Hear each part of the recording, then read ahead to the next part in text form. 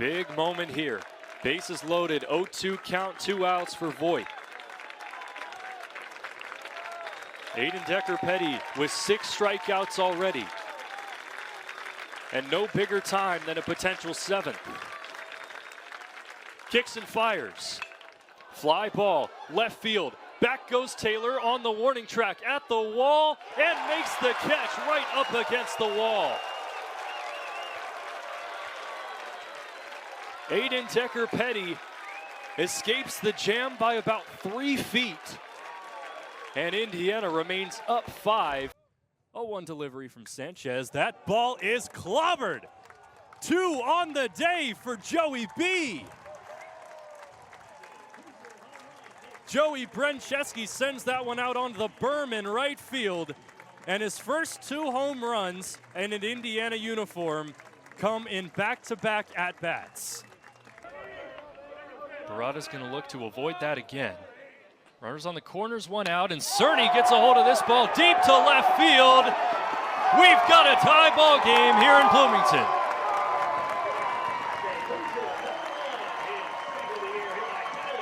Ian Plaskoff, Nick Rodecap with you here on WIUX Sports. We'll get back to the baseball as Devin Taylor will lead off the bottom of the 4th with Indiana leading 7-3. Caden Aoki still out on the mound for the Trojans, 70 pitches deep. He's given up 9 hits, 7 runs, all of them earned, in the first pitch of the frame laced through the right field gap, and Devin Taylor has a leadoff single. You know, it feels like everybody knows Devin Taylor because he hits bombs, but he's perfectly content, you know, going 2 for 3 with 2 singles. I think that's fine by him. And once you kind of become a known commodity, I think the way pitchers attack you is so much different. It's not always about, you know, hitting a ball 450 feet, although just the threat of that is enough to make pitchers approach you differently. Well, there's a guy that can do it up to the plate right now, Corbin Dickerson, who hits the ball over 110 miles an hour more times than most. And he gets a bunt down the third base line. The throw across is in time from Hedges. And, well, we're talking about 110 mile an hour home runs, and squares a bunt down the third base line to advance Taylor to second. That's team ball. Yeah, and that's something that Indiana hasn't done a lot of prior to this year. Usually Indiana relies on extra base hits and home runs to score, but Dickerson had that RBI ground out back in the first, and here a sacrifice bunt to move Taylor into scoring position for somebody who's just as dangerous in Jake Hanley. Jake Hanley 2 for 2 in this game with a single and a 2-run double. Also had a 2-run homer back in game 1. Takes a breaking ball down in the dirt for ball 1. The freshman has his batting average up above 400 at 406. He's homered 5 times, driven in 26 runs this year. A great freshman campaign. And takes outside again, a changeup this time at 81. Aoki down in the count, 2 balls and no strikes. He's only walked 2 batters all year long. And if you're Hanley, that probably tells you, hey, you're going to get something to hit. He has pitched to contact in this game, Aoki has, but staying out of the zone on the outer half. 3-0 now, the count to Hanley. You wonder if maybe he's pitching around him to set up the double play that would potentially end the inning. Joey Brencheski is in the on-deck circle if that is to happen. The 3-0 is a fastball right down the pipe. So now Hanley's going to be thinking about swinging away 3-1. Because you're likely going to see a pitch to hit from Aoki. Taylor leads off of second with Indiana leading 7-3. And Hanley puts a charge into this one out to deep right center field. It is gone! Well, he got a pitch to hit on a 3-1 count, and he sent it a long way. Indiana leads 9-3 on the 2-run bomb from Hanley. He's 3 for 3 with a single, a 2-run double, and a 2-run homer. You know, Ian, it's really funny because 2 weeks ago, Indiana played Ohio State.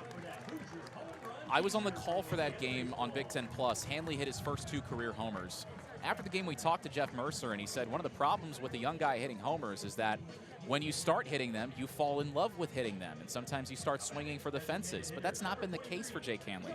Leading the team, you talked about him hitting over 400, and today, 3 for 3, 2 extra base hits, 4 RBIs. He's producing in so many different ways, and he's become just as dangerous as anybody else. It's the philosophy of Jeff Mercer to get his freshmen playing early as Brencheski takes down low for ball one. Hanley, Malamazian, and Moore, the freshmen in this lineup, have delivered today. All of them have at least a hit. You look at guys like Devin Taylor, Andrew Wiggins, Joey Brencheski, Tyler Cerny. They've all started out early as Brencheski lines it down the first base line. It's played at first by Lopez, who steps on the bag himself.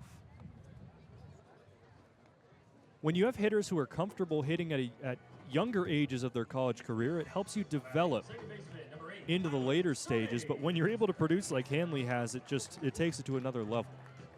And for Hanley, it's kind of scary for opposing pitchers because, you know, if you're in college, you've got to be here for at least 2 years or 3, depending on your birthday. So he's not going away anytime soon, and that's great if you're Indiana, not so great if you're on the other side. So in steps Tyler Cerny with 2 down, nobody on, and takes a first pitch fastball for a strike. Cerny again had the long injury timeout after the hard slide from Jack Basir at second, got him on the arm, his left arm, his glove hand, but he decided to stay in the game, and he flies one into right field. Not deep enough, just about 10 feet in front of the warning track. The catch is made by Basir, the man who slid into Cerny at second, and Cerny ends the frame, but not before Indiana tacks on 2 more on the 2-run shot from Jake Hanley. 9-3 Indiana after 4 on WIUX Sports. And the count evens up 2-2. Matheson, a guy that struggles with the strikeout. Grounds it to the left side. Backhand play by Dernetti. Throw to first is late. Infield single for Carter Matheson. And now in the second inning, Indiana's got runners on first and second again, but this time nobody out. That was a great hit by Carter Matheson right towards the gap. That was going to be a really tough play to try to turn your body and throw it all the way to first by Dermetti. Now Indiana has something cooking right here. Again, like you said, he had no outs. They had first and second in the first inning with 2 outs and stranded them. Now it's up to the bottom of the order, which has been productive throughout the year. Jake Stadler in the batter's box, Jason Oliver on deck.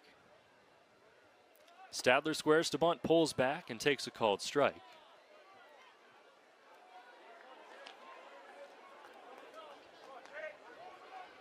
Tibbetts leads off of second. Matheson leads off of first.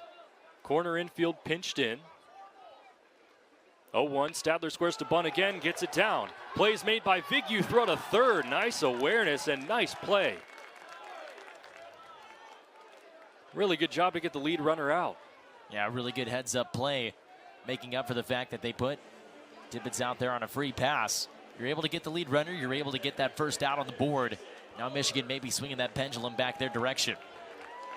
I'll bring up Jason Oliver with some of the best walk-up music of anybody on any team. The Pirates of the Caribbean theme song.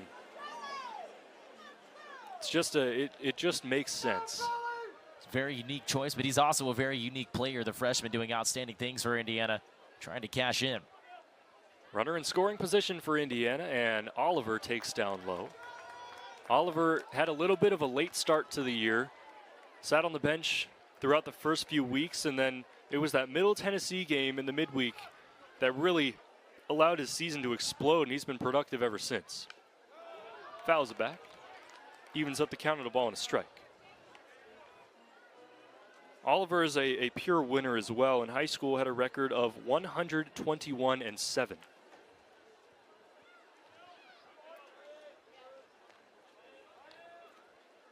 Looking to capitalize as Indiana's got Vigu in a little bit of a jam, and Oliver takes a big swing, comes up empty. And this is a big pitch coming up right here for Vigu. And there's a big difference between having 2 on with only, bases loaded with only 1 out and only 2 on with 2 outs. 1-2 delivery. Misses outside and in the dirt. Count even, 2 balls and 2 strikes for the freshman second baseman, Jason Oliver.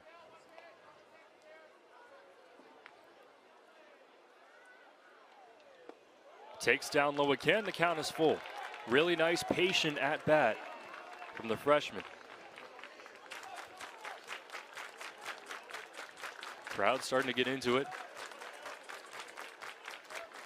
Good crowd on hand, especially with school being out here in Bloomington. And the payoff pitch. Oliver rips that one deep left field. Sends that one right to Souvenir City. Indiana takes the lead. You could tell right off the bat, Jason Oliver got all 108 stitches of that baseball. 3-0 Indiana. Justin Hare came from the Campbell Fighting Camels, and we know a thing or two about Fighting Camels, not from the university, but from the United States Camel Corps of 1855. That was, of course, discussed last year, but there's more. There's always more, and it's time to revisit. It's time to revisit an old classic as Lee Ellis steps into the right-handed batter's box, one down in the top of the fifth with Indiana leading 7-2. First pitch from Siebold, grounder through the hole in the left side for a base knock. You talk about scouting and you talk about Fighting Camels, and would you think that Fighting Camels would have been scouted before the 1855 U.S. Camel Corps? The answer is yes, believe it or not. There was an entire process of how these camels were selected, and welcome to Camel Boot Camp, everybody. Major Henry C. Wayne was instructed to test the military usefulness of the camels as Tyler Petterini steps into the left-handed batter's box. The first test was a six camel team against a 6 mule team of who could supply oats from San Antonio faster. And believe it or not, the Camels won by 42.5 hours. Really? They did. First pitch to Petterini in there for strike one. Yeah, 42.5 hours. The Camels beat the mule wagons, and then another test was a camel caravan through the underexplored Big Bend, and as many of the horses and soldiers did not do so well health-wise, as Petterini chops it to Hanley at first. He steps on the bag, no throw to second for out number 2. The Camels did remarkably well as the National Park Service gave them some recognition for the journey. 2 outs in the frame now as there's a runner on second. Still 7-2 Indiana. Now here's where it gets interesting. You can do everything you want on land. The caravan came to the Colorado River. Oh, no. Did they think the Camels could swim? No. But they were pleasantly surprised when they jumped right in the water and swam across without any difficulty, blowing the mules out of the water and the soldiers as well, and it was all camels from there. Now, it's also not just the physical aspects, as the first pitch to Matthew Gravelin is flied foul and out of play. With 2 down in the frame, a runner on second and a 7-2 Indiana lead. The mentals were there as well. The mules and the horses were distressed the whole journey, but the camels were not. And also, just for an added bonus, one was bitten by a rattlesnake and suffered no ill effects. Back pick to second, not in time, as Ellis is in there safely. So ultimately, the Camels did not work, as we all know from the spiel last year. But the blame was put on the soldiers. The U.S. Army was a horse and mule organization, and the soldiers did not have the skills to control a foreign asset, is what the claims were made by the Army, as the fastball misses high to even the count 1-1. Camel Boot Camp, that's what it was. They passed every test. They blew the mules out of the water, and unfortunately, it did not end up working out. The Cherry Festival, an 8-day festival that started in 1925, obviously. This year it's June 28th to July 5th. Upwards of 500,000 people attend the 8-day event, but here's where it gets interesting. In the 1987 version, they set a world record for the world's largest cherry pie. As Cade Collins steps in with 2 on and nobody out. High fastball. Andrew, we're going to play a guessing game. First, the diameter of the pie, and then the weight. Wow. This is a world record pie. World record cherry pie size.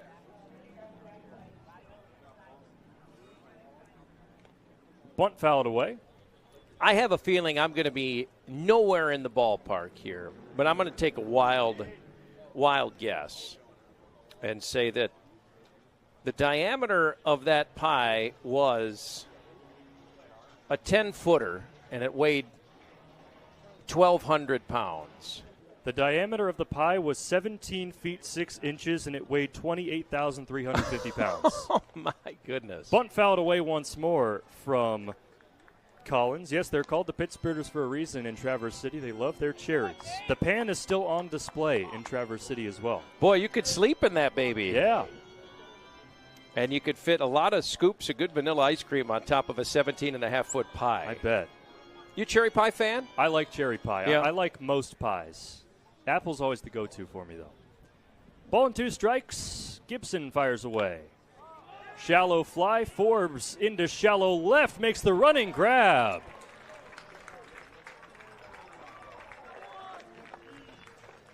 Jackson Forbes has been busy all night long and delivers once more.